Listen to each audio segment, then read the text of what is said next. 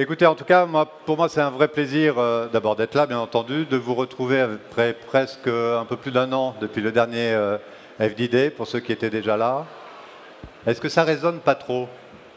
Est-ce qu'il n'y a pas trop d'écho? Ça va? D'accord.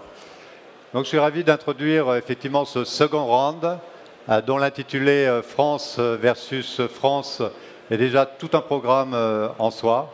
En tout cas, un titre qui interpelle et qui a le mérite de poser une question essentielle. C'est est-ce que, malgré bien sûr nos formidables talents, malgré nos incroyables atouts, malgré nos merveilleuses écoles d'ingénieurs, nos prix Nobel, nos médailles Fields, est-ce que malgré notre chaîne de financement, qui est plutôt une chaîne de financement extrêmement vertueuse et dynamique ces derniers temps, on le verra tout à l'heure dans une session, et en même temps ils sont à peu près tous là, donc je ne peux pas dire autre chose. C'est une chaîne vertueuse et dynamique.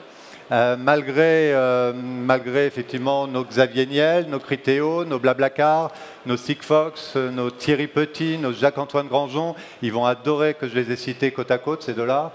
Malgré tout ça, est-ce que finalement le véritable handicap, l'ennemi, le défi de la France, n'est-ce pas la France elle-même? C'est un peu ça qu'on se pose, finalement comme question. Et en clair, est-ce que ça veut dire que notre environnement est toxique? Est-ce que ça veut dire que notre environnement est un frein à notre développement?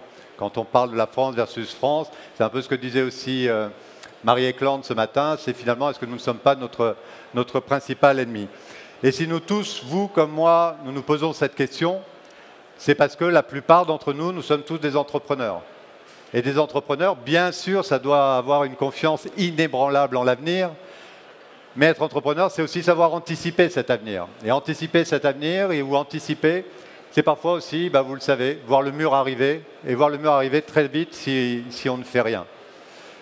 Alors ce qu'on pense, en tout cas avec vous, je l'espère, chez France Digital, c'est que se poser la question, c'est déjà, en tout cas, préparer le changement.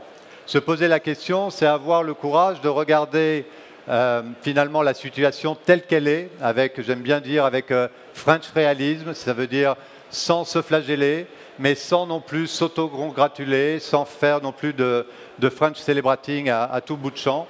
C'est du French réalisme, c'est regarder les choses telles qu'elles sont pour pouvoir finalement se dire comment je peux participer à l'amélioration de cette situation. C'est regarder finalement notre environnement avec ses forces et ses faiblesses.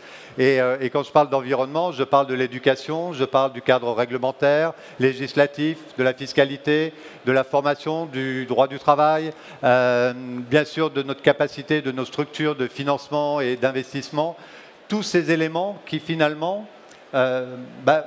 participent à notre compétitivité, tous ces éléments qui finalement participent à l'emploi, et donc finalement tout ce dont nous allons parler, c'est de notre avenir, celui de nos enfants, celui de la France aussi, et peut-être pourquoi pas celui de l'Europe. Voilà un petit peu ce que je voulais vous dire en préambule de ce round, qui va être découpé en 5-6 sessions, qui se clôturera dans 1h15 à peu près avec une interview d'Axel Lemaire. Et pour l'instant, donc merci déjà de m'avoir écouté.